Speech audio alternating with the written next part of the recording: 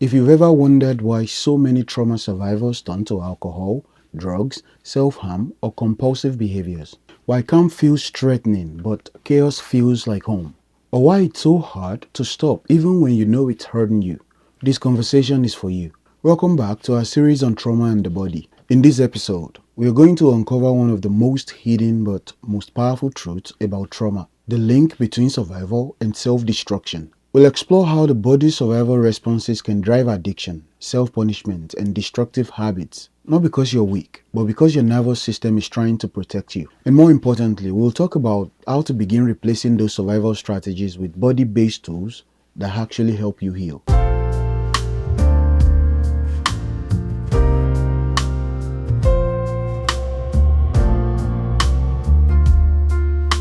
When people turn to substances, compulsive behaviors, or even self-harm, it's rarely because they want to ruin their lives. At the beginning, these choices often served as fast, effective strategies to survive overwhelming stress or trauma. The nervous system, wired for survival, reached for whatever would bring relief in the moment. Alcohol may have dulled unbearable panic. Self-harm may have grounded someone from emotional numbness. Gambling or risky sex may have provided a rush of adrenaline that felt safer than sitting in silence with intrusive memories. What looks destructive now likely started as the body's smartest available solution at the time. This perspective changes everything. Instead of seeing addiction or self-destructive cycles as moral failings, we can see them as the body's way of regulating its state. Trauma survivors are not broken or bad. They are people whose nervous systems learn to use intensity, numbness, or ritual to keep them from falling apart. Think of it like this. A child growing up in chaos may learn to shut down feelings because crying or asking for help wasn't safe. As an adult, that same pattern might look like emotional withdrawal, binge drinking, or zoning out online for hours. The function, protecting from overwhelm, is the same. The form, the behavior, just isn't working anymore. Here is the hopeful piece. Those survival responses contain real wisdom. The craving for relief means your body knows it deserves calm.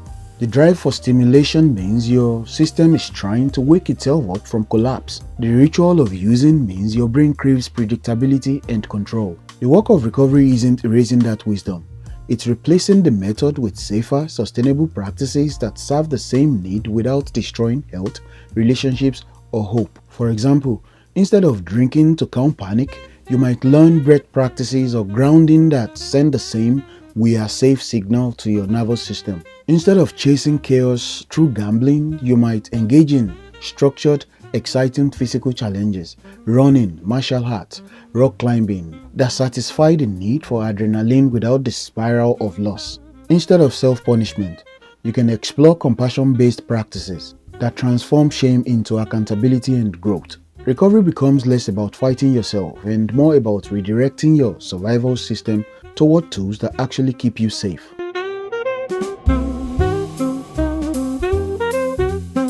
For trauma survivors, the nervous system often stays locked in high alert, heart racing, shallow breathing, muscles tense, brain scanning for threats. That constant hyperarousal is exhausting. Substances and compulsive behaviors offer a shortcut. Alcohol slows down the firing of the nervous system. Opioids mimic the body's natural painkillers. The binge eating floods the brain with soothing dopamine and serotonin.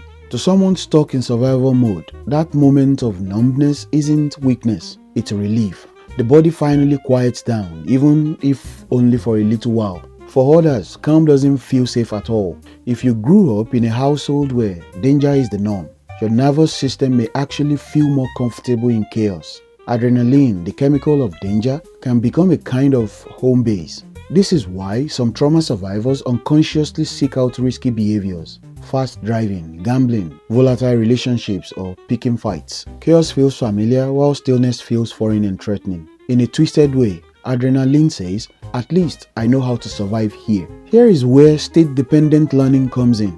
The brain pairs behaviors with the state they fix. If drinking helped during a panic attack, the brain remembers that relief loop and repeats it automatically. If self-harm cut through emotional numbness, the body tags it as a reliable exit ramp. Over time, those links solidify into habit loops. It's not a lack of willpower, it's your nervous system doing what it was trained to do, repeat what worked under pressure. Trauma often strips away any sense of predictability. That's why compulsive rituals, whether it's counting, scrolling endlessly, or repeating certain routines, can feel grounding. The behavior may look destructive from the outside, but inside, it provides a sense of control. For a few minutes, you get to decide the rules. When numbness or chaos feels right, it's not because you are broken. It's because your nervous system is trying to solve a real problem the only way it knows how. Trauma survivors aren't addicted to substances or behaviors alone. They are often addicted to the states of relief or intensity those behaviors deliver.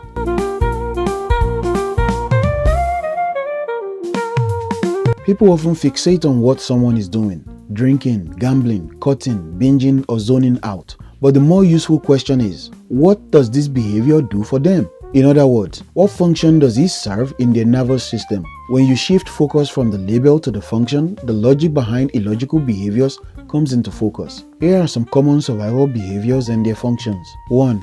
Alcohol and drugs. These are for numbness and escape. Alcohol and drugs are used for numbness and escape. Substances turn down the volume on fear, anger, grief, or memories that feel unbearable. They can also provide stimulation when someone feels collapsed and disconnected. When emotions feel too big, panic, grief, shame, or rage, the body reaches for ways to shut it all off. Alcohol, opioids, binge eating, or endless scrolling can quiet the storm. For a few minutes, the nervous system gets a break from its overdrive. The price comes later, but in the moment, numbness feels like survival. 2. Eating disorders. Binge eating, purging, or restricting. Eating disorders serve the purpose of control and regulation. Binging floods the brain with comfort chemicals. Purging or restricting offers a sense of mastery over a chaotic body or environment. Food becomes a way to regulate overwhelming feelings when words aren't enough. Trauma often erases predictability. Life feels random, unsafe, and unmanageable. Compulsions like restricting food, counting calories, overworking, or rigid routines provide the illusion of order and control. The behavior may look harsh, but inside it brings structure to a body that remembers what it's like to have none. Number 3. Self-harm. The purpose of self-harm is grounding and release. Pain brings the person out of emotional numbness and dissociation. Blood, bruises, or scars provide visible proof of inner pain. The brain releases endorphins in response, offering temporary calm. Number 4. Gambling, porn, sex, risky behaviors. These are for stimulation and belonging. Adrenaline and dopamine create a high energy state, pulling the nervous system out of collapse. Risky or compulsive sex can also mimic intimacy and soothe loneliness, even if it leaves emptiness afterward. For survivors stuck in collapse or emotional numbness, the problem isn't too much, it's too little. The body feels flat, disconnected, or frozen. High-intensity behaviors like gambling, risky sex, fast driving, or self-harm deliver a surge of adrenaline or endorphins that kickstart the system. Chaos feels better than emptiness. 5. Overwork, perfectionism, or rage scrolling. The purpose of this is control and distraction. Being constantly busy or locked into screens numbs internal chaos. Productivity or rage gives the illusion of control when life feels unpredictable. 6. Toxic relationships. The purpose of this is familiarity and connection. If chaos, abuse, or neglect was the norm growing up, unstable partners or friendships can feel like home. The nervous system confuses familiarity with safety. We humans are wired for attachment, and trauma often wounds that need most deeply. Using substances in groups, engaging in risky sex, or clinging to toxic relationships can be attempts to feel less alone, even if the connection is fleeting or harmful. The nervous system interprets this as survival. At least I belong somewhere. One of the most misunderstood survival behaviors is self-punishment. Survivors sometimes believe, if I'm bad, it explains why bad things happen to me. This twisted logic creates a sense of order in a world that once felt random and terrifying. By turning blame inward, the person feels a strange sense of control. Because if the problem is me, then at least there is an explanation. From the outside, these behaviors look irrational or destructive, but through the lens of trauma, they are logical. Each one offers numbness, stimulation, control, belonging, or order. They are not healthy solutions, but they are solutions. The body's fastest way to survive an impossible situation.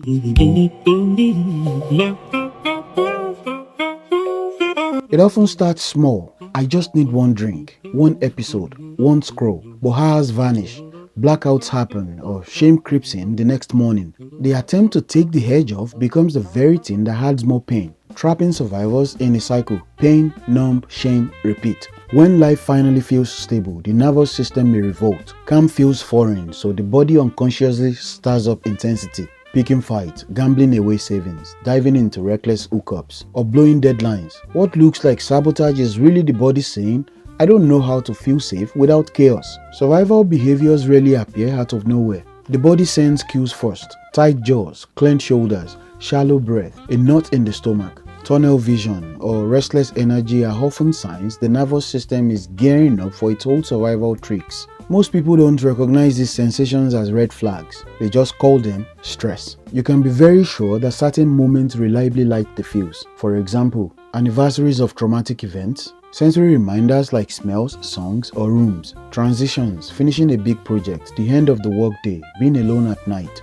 money or relationship stress, when old wounds about safety or belonging resurface. In these moments, the nervous system shortcuts straight to the behaviors it trusts, even if they are harmful. Survival patterns don't only live in the past, they play out daily, in tiny rituals, body sensations, and reactive choices. Spotting these spirals and cues is the first step to interrupting them. Once you can name the pattern, you can begin to replace it.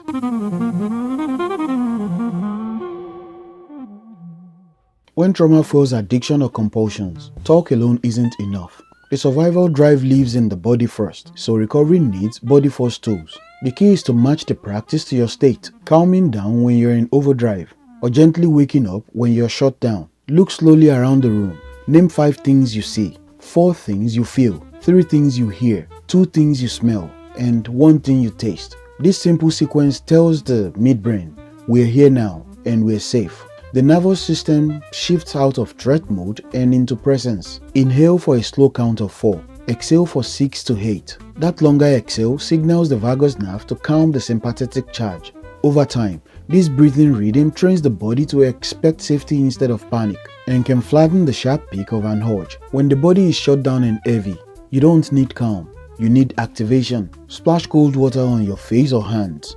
Take a brisk 2-minute walk. Shake your arms and legs gently. Tap firmly down your arms and thighs.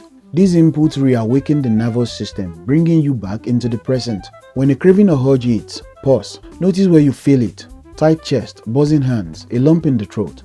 Name it, rate it, ride it. Stay with the sensation as if it's a wave in your body. Watch it crest, peak, and fall. Most urges lose intensity within 90 seconds if you don't fight them. Bring attention to a tense spot, jaw, shoulders, or stomach. Then shift focus to a neutral or pleasant spot, warm feet, hands on thighs. Go back and forth slowly. This teaches the nervous system how to flex between states instead of staying stuck in pain. Hum a song, chant a long voo, or read out loud. The vibration at the front of the neck directly stimulates the vagus nerve. The body interprets this vibration as a signal of safety and connection. Place one hand on your chest and one on your belly. Apply slow, steady pressure. This creates a physical sense of containment, helping scattered sensations settle and giving the body a message of coherence and calm. Walk at an even pace, sway gently, or do light cardio. The left-right rhythm of your body crossing the midline engages bilateral processing in the brain. This simple movement helps integrate stress and regulate mood. These practices work even better alongside supportive approaches. Somatic experiencing, tracking body sensations, EMDR, processing trauma with bilateral input. Trauma-informed CBT or DBT, reframing and skills training. IFS, informed path work, understanding inner survival roles. Smart recovery or skills groups, peer-based practice and accountability. Bottom-up recovery is not about fixing the body but teaching it new options. Each exercise creates small safety moments, and over time, those moments rewire the nervous system. What once demanded survival shortcuts, numbing, chaos, self-punishment, can be met with tools that actually keep you safe.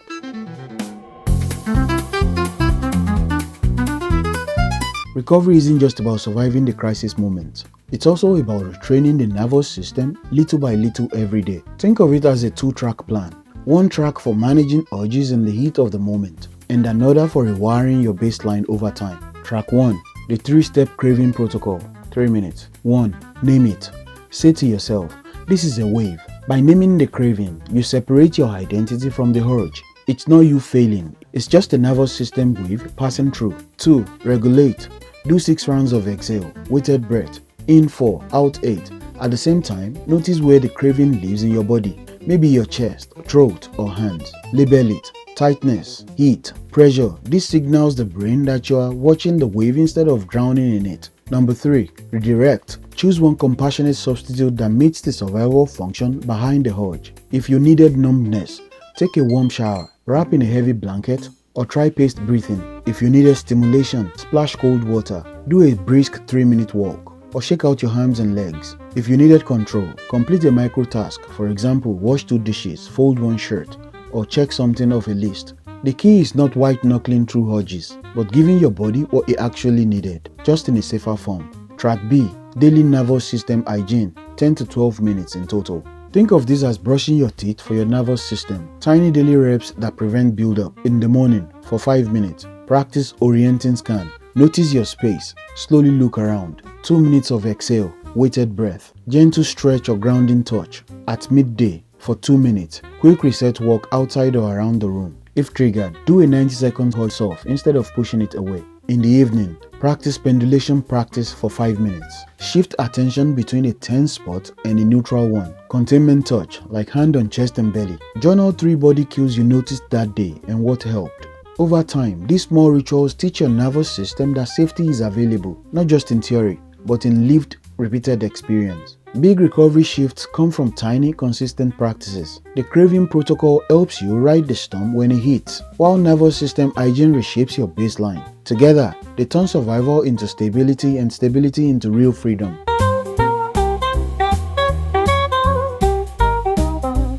Recovery is not all or nothing. If you can space out your behaviors, use less, or shift to a safer version of the same habit, that's movement in the right direction. Every bit of distance between you and the old spiral is a victory for your nervous system. Healing isn't linear, it's built from small adjustments that add up. Trauma isolates, but recovery often requires safe orders. A single trusted friend, therapist, or support group can become a living anchor for your nervous system. Being seen and heard without judgment tells your body, I'm not alone in this anymore. This is why group programs, recovery cycles, or even a nightly check-in text can make such a difference. Sometimes self-guided tools aren't enough. If your behaviors are escalating, if withdrawal could be dangerous, or if self-harm urges grow stronger, it's time to lean on professional and crisis support. In the United States, you can call or text 988 for immediate mental health help. Recovery programs, trauma-informed therapy, and medical detox can provide the safety net your body can't build alone. Reaching for help is not weakness, it's a survival upgrade.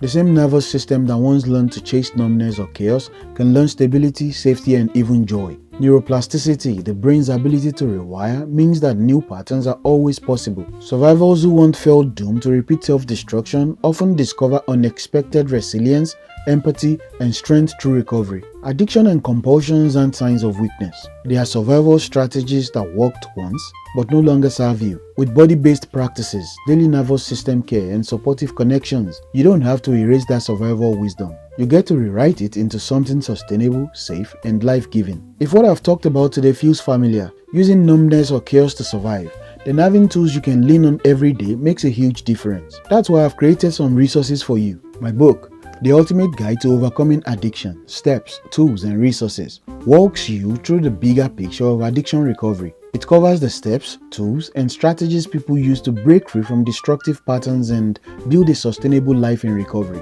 To help you put those ideas into practice right away, I've also created a free 7-day recovery journal. It gives you daily prompts and reflection space so you can start noticing triggers, managing cravings, and building healthier routines. If you're ready to go deeper, there is a 30-day recovery journal. It expands that process into a full month, helping you track progress, practice body-based techniques, and build consistency. These resources are designed to meet you where you are. Whether you're just starting to explore recovery or you're ready to commit to daily change, you can grab the free 7-day journal today using the link in the description and start taking back your power.